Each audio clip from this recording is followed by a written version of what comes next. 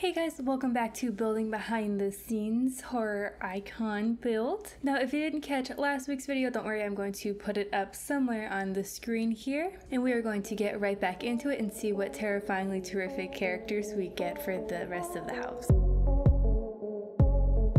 The characters I have chosen for this house are Michael Myers, Freddy Krueger, Jason Voorhees, Pinhead, Chucky, Hillman, Carrie, and Dracula. First off, we're going to do the upstairs hallway here. Number 1, so Michael Myers. Probably going to go mainly off of his blue jumpsuit, his white mask appearance. And then I feel like he'd have some pretty sharp fences. Maybe these, so you can still trip over them, but if you do, you'd impale yourself first. You always got to be thinking ahead a little bit. Michael Myers' mask was originally a Captain Kirk mask. Since this was another low-budget film, they had to do things and figure out ways to create something out of almost nothing in a way. And so they got quite a few masks from the store that were pretty cheap, and they fussed around with them, and the one that they came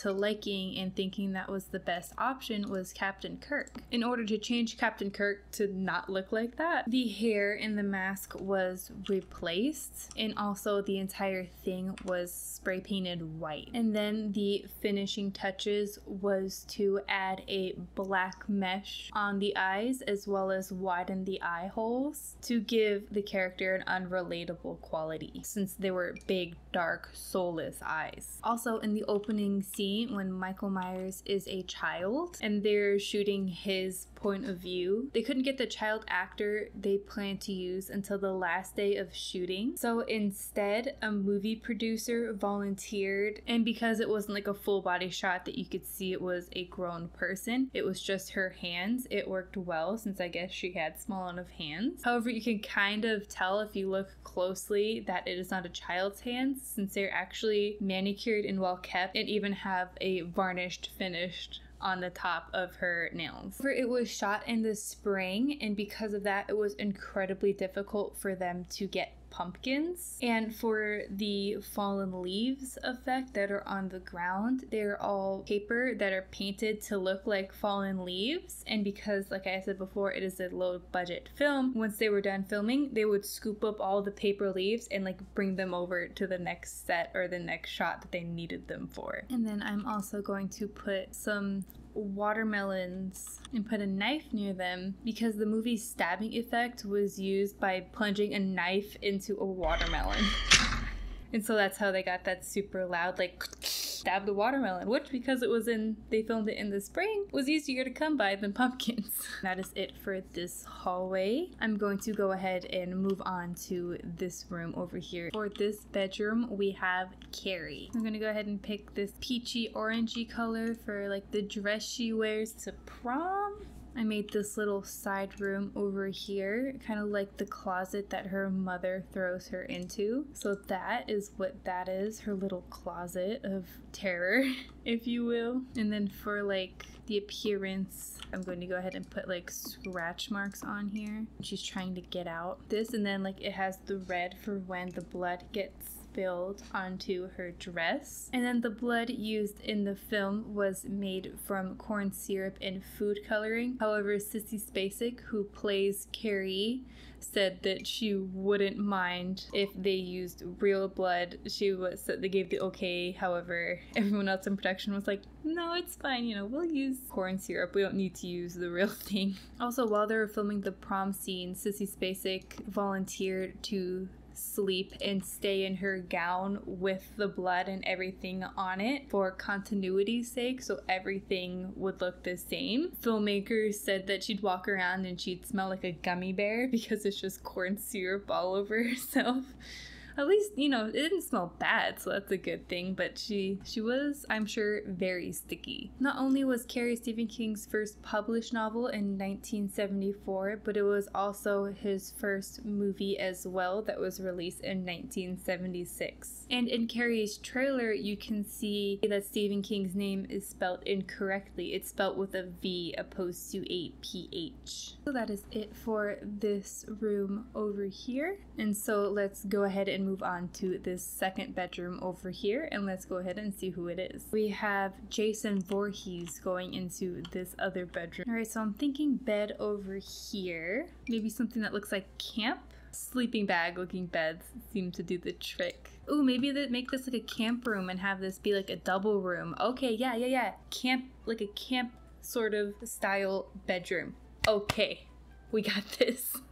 Okay, it just clicked in my head. Cool. And underneath of his mask, Jason has a distorted face and even starts to decay as the series goes on. However, originally he was just supposed to have a very bland, nondescript face because they started with the scenes with child Jason in the beginning. That was, of course, until the child actor got into the makeup chair of Tom Savini, who is the godfather of gore, for the test session. So Tom Savini played around and really distorted his face and gave him that look that we all know Jason to have today. But he was the one who originally had the idea and was inspired to create this sort of distorted look opposed to like an uncharacteristically noticeable child. So he stood out even more opposed to just blended in with the background. And although his hockey mask covers his face most of the time, Jason was always in full distortion prosthetics, and so he always wore a full cowl face piece, always had everything on his face regardless of if he was wearing his hockey mask or not. His eyes are covered in black to hide them away as well, but originally it was going to be an umpire's mask opposed to a hockey mask. However, the difficulties of concealing the deformed features underneath proved to be too difficult, so they switched over to a hockey mask. There's a lot of blue in here, but it kind of goes with the lake idea and everything, how he drowned in the lake, and that's where he sort of comes from, then when he pops out from the boat as well. And Jason also has the highest body count of any horror movie slasher, with about 160 people throughout all of his movies. I think it's 160. I got either from like 160 to like 175 through all the different websites. Everyone had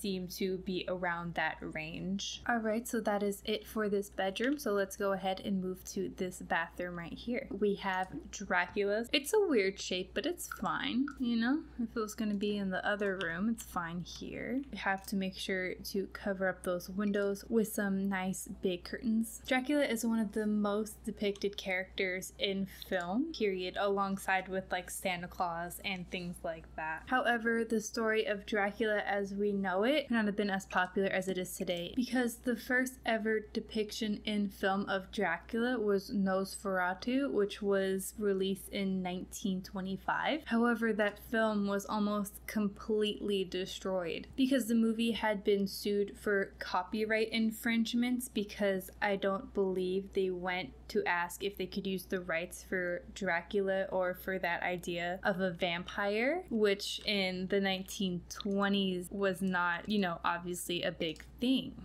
It was very new and very recent. And it was declared that all copies of the film were to be destroyed. And they quickly were in Germany, which is where the film is from. However, luckily the film was being sent to the US when this was happening, and they couldn't catch it in time in order to destroy the copies. And as soon as it was premiered in the US, it was instantly declared a cinematic masterpiece. That is it for the Dracula bathroom, and so let's go ahead and move on to whatever this room is going to be over here. Alright, so we have Freddy Krueger. I suppose I could make it like a teenager's room over here, but then that's 3 bedrooms. Does that matter if it's 3 bedrooms? Is that a big thing? Need to make sure to incorporate his red and green shirts. His sweater got the iconic red and green stripes. After a study that showed that the human eye had a difficult time recognizing those particular shades of red and green, so looking at it subliminally is unsettling. The entire movie was shot in just 32 days and began in June of the summer of 1984 and ended in July of the same year. And although Freddy Krueger is the main character in a way of the film, he only has 7 minutes of screen time. It also took 3 hours every day to apply Freddy Krueger's makeup, which were 11 different prosthetics for his head and chest. Those knives were kind of like his fingers, since they're like 4 fingers over there. The movie is based off of real life events. In a group of Southeastern Asian refugees, 3 men in 3 separate cases had terrifying nightmares and tried to stay awake. After finally dozing off from exhaustion, each man woke up screaming and died with no discernible medical cause. Wes Craven took good notice to these cases and decided to add the mystery to his storyline. And that is it for this bedroom over here. So let's go ahead upstairs and finish off with these final 3 rooms. Chucky. Okay, so that's interesting. So very childlike in a way. Ooh, honestly, this wallpaper, I hardly ever use it, but this kind of works because his shirt has a bunch of different stripes and colors in it, and I really think that fits well. Chucky was inspired by the Cabbage Patch doll craze. Hello, motherfucker. Seeing how popular that the toy got and how the marketing made people go crazy for it, essentially. So Chucky is a dark satire based upon that. Chucky's name, Charles Lee Ray, was created out of mixing 3 different real-life serial killers' names: Charles Manson, Lee Harvey Oswald, and James Earl Ray. Put newspapers down over there for like all the blood spatters. Should I make it even crazier and put even more stripes in here? Someone needs to tell me to stop. I need to tell myself to stop with the patterns. Maybe. This one's blue and orange? Okay, you sold me. It's time to stop! It's time to stop, okay? No more! Ooh, yes, with the extraness. Chucky was made by using an animatronic puppet, and it took 11 different people to maneuver him at once, with a different person handling each body part, from his eyebrows to his legs, and everything in between. And then throw some more stripes in there just for final good measure. We need some cracks in here, because that's basically a room's version of scars. It also has that little bit of a creep factor, since it is such an innocent child looking room, and then you have all these cracks going every which way. It adds a little mystery to it. Chucky's room is finished, and so let's move on to this room over here, and then that will determine who is over there. We have Pale Man in this room. I could do like another dining area and just put like little vending machines. I might make this like a baby kitchen because he is in like a big grand hall with a bunch of food. Everything I want super duper pale, all white, basically white or off-white. I kind of like that one with this with the pink, because then that goes with like his palm area when he goes like this, since it is pink, and then his fingernails are black as well. And then put like a cornucopia on the table, and it kind of stands for like the copious amounts of food. Character actor Doug Jones plays both the Pale Man and the Fawn in Pan's Labyrinth. The movie is in Spanish, however Doug Jones did not know Spanish, and director Del Toro offered to let him either do his lines in English and then overdub them, or to learn his lines photonically. However, Doug Jones insisted on doing his lines in Spanish and spent every day in the makeup chair rehearsing his lines and practicing his Spanish, which was about 5 hours every day. Despite his best efforts, Del Toro still overdubbed his lines with a Spanish actor instead, but he gave it his best shot to be able to fully perform for the film. That is all I think I can do for this area over here, so let's go ahead and finish off with Pinhead being in this room. I'm not sure what I want to make this room. Also, I know it's going to be very dark. Very juxtaposition for the room in the hallway over here with this room. I don't know, I just might make it like an entertainment space. I don't know how well that fits Pinhead.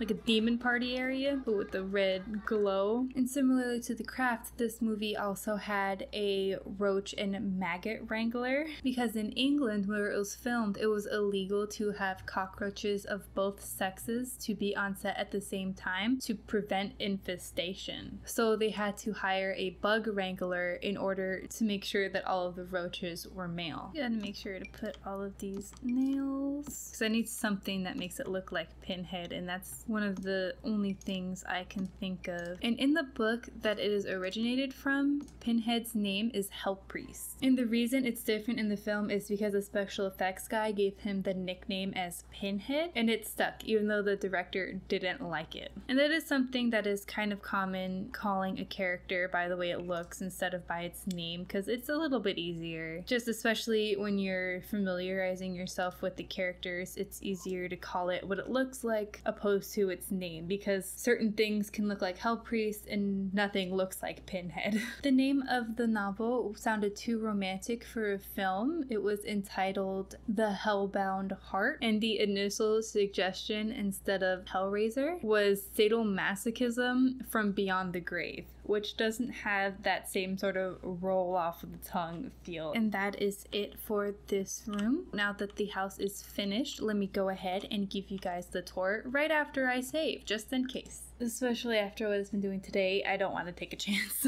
On the outside of the house, we have the Exorcist with the green of her skin and the blue of her nightgown, and all of these little thorns and roses to represent all of like the lacerations on her face as she becomes more and more possessed. And for the yard, we have Hannibal Lecter, so it's very neat and kept, with his little art easel for his drawings and his table with his nice Chianti on it and a stereo for him to listen to his classical music. In the entryway, we have Bill Skarsgård Pennywise, so we have the balloon lights with the theatrical curtains and then all of the toy collection on the table. And then if you go through this archway, we go into the Jigsaw living room with the two-way mirror on the fireplace, television to play his secret messages, a little unfortunate area in the corner, a saw for representation that I added when I found it in debug of when his leg got sawed off in the first movie, and then all of the other sort of elements you would need to have yourself escape. And then over here we have Tim Curry's Pennywise, and so it's a lot more colorful considering his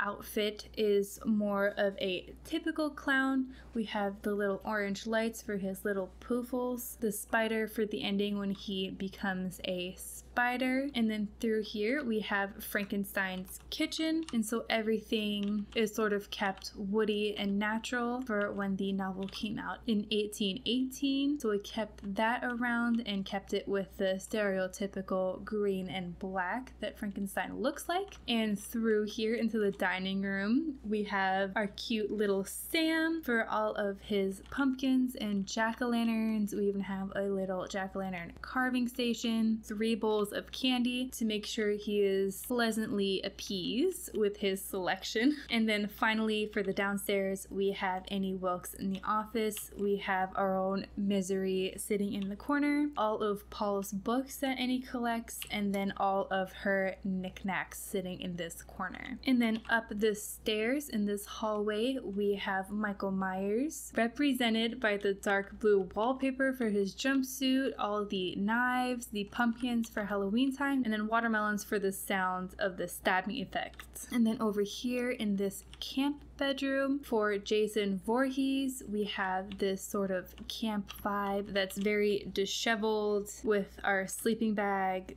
beds that they look like, and then of course all of the knives for him. And next to it we have Dracula's bathroom with windows fully covered, of course, and then used mainly the vampire pack for him. And then here in the teenagers room we have Freddy Krueger, and it is mainly depicted by all of the red and green that is seen. Also, I tried to make his little claws over here with the knives. And then the bedroom over here we have Carrie, so we have it very simple like her house, pink walls to represent her prom dress, and then red accents for the blood that was spilled, and then we have this little closet that her mother locked her in. Above that we we have a little Chucky hallway. So it's like a little kid's playing area, if you will. However, there's cracks to represent his scars and his knife and everything that he carries around with him. And then we have Pale Man's sort of dining room over here. It's more of a baby kitchen and cornucopia to represent all of the food on the table. Finally, we have Pinhead's little lounge area over here for a little like demon fun area, I guess you could call it, with dance floor, bar, and then plenty of nails. Not as many nails as he has on his head, however, a wall lined with nails for him. And that is the horror icon behind the build. I like the way it came out. I like the way that this kind of looks like lacerations, and I think for this one a lot of the rooms came out very well and depicts the character pretty well. I think. Let me know what you think down in the comments. Let me know what your favorite movie was from the selection and what your favorite room was and what you thought was best depicted in Sims room form. Thank you guys for watching. Don't forget to like and subscribe, and I will see you guys next time. Bye!